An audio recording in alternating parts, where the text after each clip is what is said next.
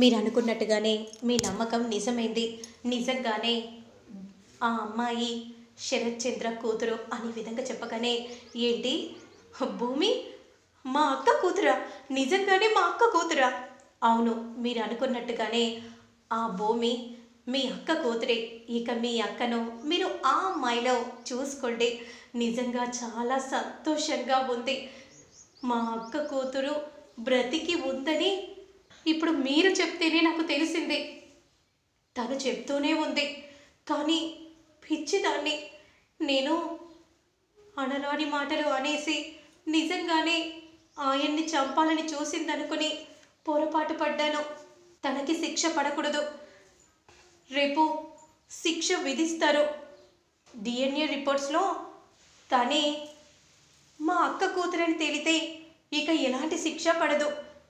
అవును, అంతే కదా, ఎలాంటి శిక్ష పడదు అని ఈ విధంగా అంటూ ఉంటాడు. ఇక కట్ చేస్తే నెక్స్ట్ సీన్లో మాత్రం ఆంటీ అని భూమి పిలుస్తూ ఉంటుంది.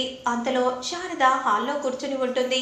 అప్పుడు వెంటనే అత్తయ్య అత్తయ్య అని పిలవగానే ఇక వెంటనే ఆ పిలుపు విన్న శారద చాలా సంతోషంగా భూమిని చూస్తూ ఉంటుంది. ఏంటమ్మా చెప్పమ్మ భూమి అనే విధంగా ఎంతో ఎక్సైటింగ్గా అంటూ ఉంటే, ఆంటీ రేపు నేను నిర్దోషి అని బయటపడుతుందా ఆంటీ? రేపు నేను మా నాన్న కూతుర్ని అని రేపు సమాజానికి అందరికీ తెలిసిపోతుందంటే నేనే ఆయన కూతుర్నని, నేను చంపాలని చూడలేదని ప్రపంచం అంతా తెలుస్తుంది. ఎప్పుడెప్పుడు ఆ డిఎన్ఏ రిపోర్ట్స్ వస్తాయా అని 1000 కళ్ళతో చూస్తున్నాను ఆంటీ. అయినా ఎలాగో రేపు నేను నిర్దోషి అని తేలుతుంది కదా, ఇంకా మీరు ఇలా పనులు చేయడం ఏంటి? నేనుండగా నేను చేస్తానంటే మీరు లేవండి అనే విధంగా అంటూ వెంటనే కూరగాయలన్నీ కూడా అలా దగ్గరుండి కట్ చేస్తూ ఉంటే పూరి శారద ఎంతో సంతోషంగా భూమిని చూస్తూ ఉంటారు. ఇక అప్పుడు వెంటనే భూమి అలా కట్ చేయబోతూ ఉండగా ఒక్కసారిగా చేయి కట్ అవుతుంది. అంతలో రక్తం క్రిందకి కారిపోతూ ఉంటుంది. అమ్మ ఫస్ట్ ఎయిడ్ చేస్తానమ్మా అని అంటూ వెంటనే ఇక అక్కడి నుండి వెళ్తూ ఉంటే ఇక అప్పుడే గగన్ తట్టుకోలేక పరిగెత్తుకుంటూ వచ్చి చేయిని నోట్లో పెట్టుకొని అలా భూమిని చూస్తూ ఉంటారు. అప్పుడు భూమి మాత్రం మీరు రక్తాన్ని ఆపాలని చూస్తుంది. మీరది ఎవరి రక్తమో తెలుసు కదా అంటే శరత్ చంద్ర గారి రక్తం అనే విధంగా అనగానే ఒక్కసారిగా చెయ్యి వదిలి పెడతాడు. కోపంగా చూస్తూ ఉంటారు. ఏమైందిరా, శరత్ చంద్ర రక్తం అయితే ఏంట్రా? అమ్మ వాళ్ళకు సంబంధించిన వాళ్ళంటేనే నాకు నచ్చదు, అసహ్యం అని గగన్ అంటూ లోపలికి వెళ్ళిపోతూ ఉంటాడు. భూమి చాలా బాధపడిపోతూ ఉంటుంది. నేనేమన్నానంటే నేను చిన్నప్పటి నుండి మీ దగ్గరే పెరిగాను కదా అంటే నేనేంటో మీకు బాగా తెలుసు కదా, మరి అలాంటప్పుడు ఆయన కూతుర్నైతే ఏంటంటే నన్ను నన్నుగా చూడాలి కానీ ఆయన కూతురుగా చూడడం ఏంటంటే నేనేం తప్పు చేశానని అని భూమి అంటూ ఉంటే వాడు ఏదో ఒక రోజు తెలుసుకుంటాడమ్మా, తెలుసుకుంటాడన్న నమ్మకం నాకుంది, నువ్వేం కంగారు పడకో అని శారద అంటూ ఉంటుంది. సరే అంటే ఇక తెల్లవారగానే నేను ఆయన కూతుర్నని స్టేట్మెంట్లో అన్నిట్లలో కూడా అందరికీ తెలిసిపోతుంది. ఇక నాన్న కళ్ళు తెరిచాక నాన్నకు కూడా ఈ నిజం తెలిస్తే నాన్న ఎంతో సంతోషపడతారంటే ఎందుకో తెలుసా అంటే ఈ విషయం నాన్నకు కూడా తెలియదు. కూతురు బ్రతికే ఉందని తెలుసు కానీ నేనే అని ఆయనకు తెలియదు. నన్నే దత్తత తీసుకోవాలని ఆయన అనుకున్నారు. నేనే అసలైన కూతురునని నాన్నకు తెలిస్తే ఎంత సంతోషపడతారో అని భూమి చాలా సంతోషపడిపోతూ ఉంటే శారద అలానే చూస్తూ ఉంటుంది. ఇక గగన్ మాత్రం రూమ్లోకి వెళ్ళి ఇలా అనుకుంటూ ఉంటాడు. నాకు తెలియకుండానే నేను ఎందుకో భూమికి ఆకర్షణ అయిపోతున్నాను. శరత్చంద్ర కూతురని తెలిసాక కూడా నేను ఎందుకు భూమికి దగ్గరవుతున్నాను. భూమిని ఎప్పుడైనా నా స్థానం నుండి నేను తనని తీసేశాను. ఇప్పుడు తనని ప్రేమించట్లేదు. ఇంకెప్పుడు కూడా భూమి గురించి నేను కంగారు పడకూడదు అని మనసులో గగన్ అనుకుంటూ ఉంటాడు. ఇక తెల్లవారగానే ఇక కోర్టుకి రెడీ అవుతూ ఉంటుంది భూమి.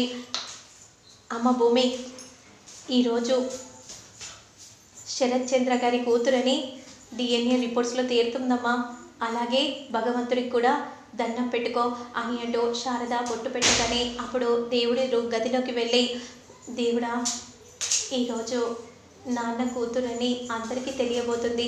ఏ నిజాన్నైతే ఎవరికి తెలియకుండా ఇన్నాళ్ళు నా మనసులోనే దాచుకున్నానో ఈరోజు ఇక ప్రపంచమంతా తెలియబోతుంది. నాకు చాలా సంతోషంగా ఉంది. నాన్న కూడా త్వరగా కళ్ళు తెరిచి నిజాన్ని తెలుసుకునేలా నువ్వే చెయ్యి తండ్రి అని అంటూ ఇక వెంటనే ఆంటీ ఇక మనం వెళ్దామా? సరే అమ్మా. గగన్ గగన్ చెప్పమ్మా. కోర్ట్ టైం అవుతుంది, పదరా. మీరు వెళ్ళండి, నాకు చాలా ఇంపార్టెంట్ మీటింగ్ ఉంది. మీటింగ్ కాదురా, నువ్వు వెళ్ళాలి, వెళ్ళి తీరాలి. మనమందరం కలిసి వెళ్తున్నాం, అర్థమవుతుంది కదా అని అనగానే సరే అమ్మ పదండి అని అంటూ వెంటనే ఇక కోర్టు దగ్గరికి తీసుకెళ్తూ ఉంటారు. మరోవైపు ఇక అందరూ కోర్టుకి వస్తారు. అపూర్వ భూమిని కోపంగా చూస్తూ ఉంటుంది.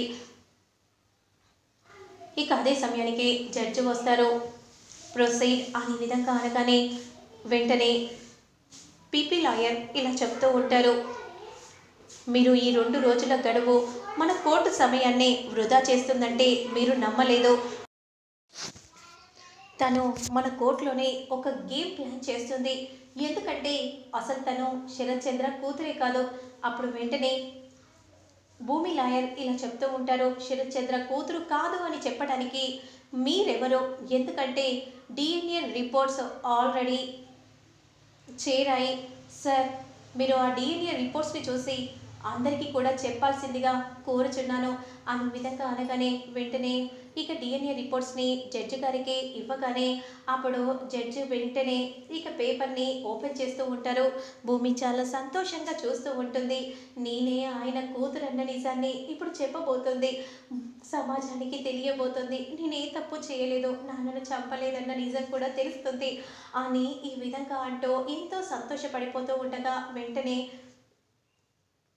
రిపోర్ట్స్ని ఓపెన్ చేయగానే అందరూ కూడా జడ్జి గారు ఏం చెప్తారా అని ఉత్కంఠభరితంగా అందరూ చూస్తూ ఉంటారు.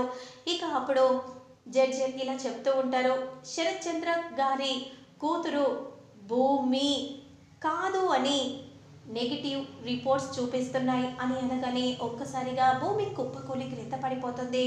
ఇక అపూర్వ చాలా సంతోషంగా చూస్తూ ఉంటుంది. జరిగిందంతా మళ్ళీ ఒకసారి గుర్తు చేసుకుంటుంది. అవును, మీరు చెప్తుంది నిజమే, కానీ భూమి మా అక్క కూతురని తెలిస్తే భూమికి గండం ఉంది. భూమిని చంపాలని చూస్తున్నారు. ఎందుకంటే భూమికి అడుగడుగున గండాలున్నాయి. కొద్ది రోజులు ఈ నిజాన్ని దాచిపెట్టాలంటే మీరు రిపోర్ట్స్ని నెగిటివ్గా ఇవ్వండి, పాజిటివ్గా ఇవ్వకూడదు. సారీ మేడం, మేము అలా రిపోర్ట్స్ని తప్పుగా మేము మార్చి ఇవ్వలేమో, మమ్మల్ని క్షమించండి. ఎందుకంటే ఇదంతా కూడా గవర్నమెంట్ ఆధీనంలో ఉంది. మేము చేంజ్ చేస్తే ఇక నా జాబ్ ఊడిపోతుంది. కావాలంటే మీకు నేను 50 లక్షలు ఇస్తాను.